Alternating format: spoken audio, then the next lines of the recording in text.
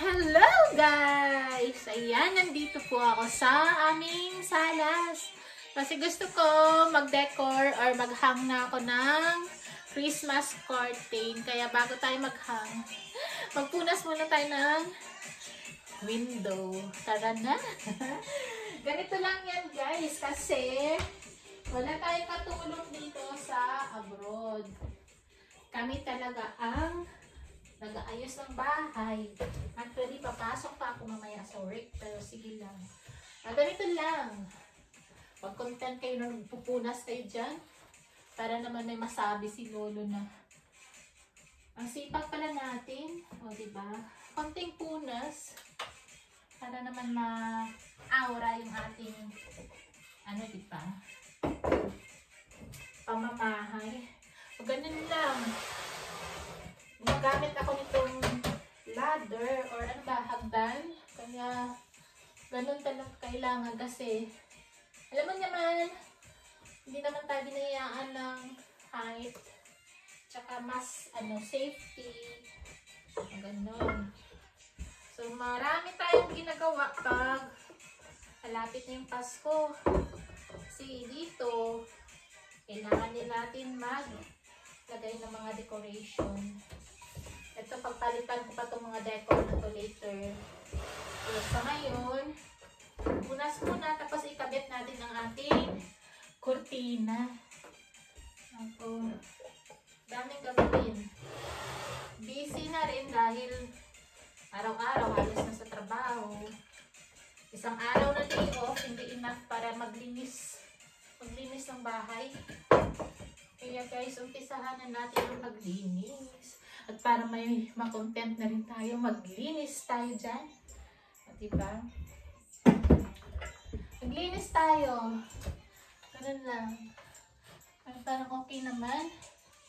Kasi hindi naman madumi talaga yung dito. Dahil malamig yung panahon ba. So ganun lang. Kakapitan natin ang ating kortina. Para tuloy daw ang Pasko. Diba? Ano na yung curtain ko? So, ready na to. I-salpak ko na lang to sa taas. Simple lang naman. Yun nga lang, dahil hindi ako binayayaan ng hype, kailangan ko gumamit ito. Kaya yan. Ganun lang. Wala, sana yun. Yan. Diba? Malapit na. Malapit na. Aray ko.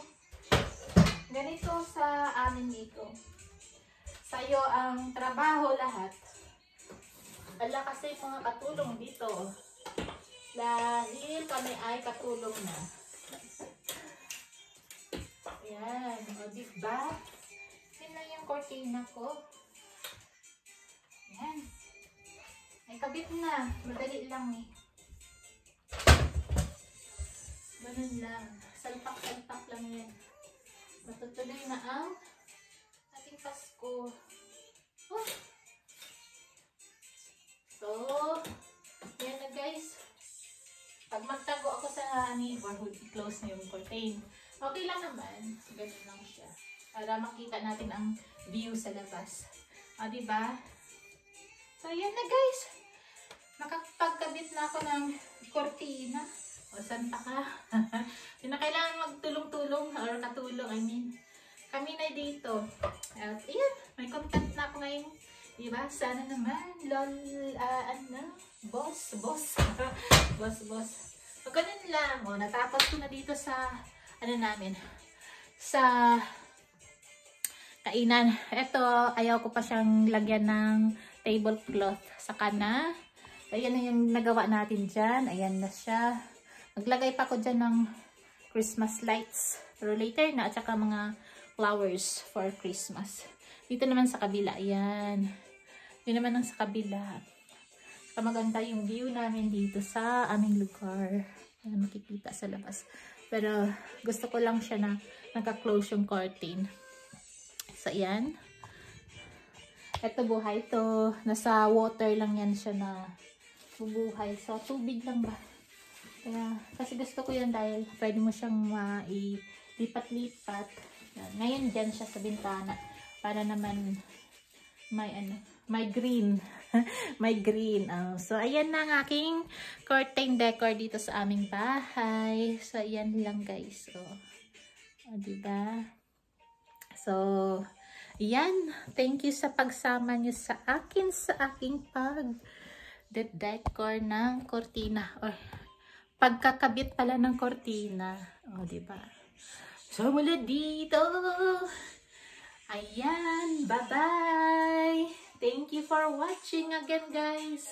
Buhay abroad. Masaya na mahirap na okay naman na basta. So, ayan. Stay strong lang tayo para happy. Bye-bye. Thank you again. Diba? May konting sayaw pa. Nagbabay na pero may konting sayaw. Ito talaga si host. Yan. So, bye-bye na!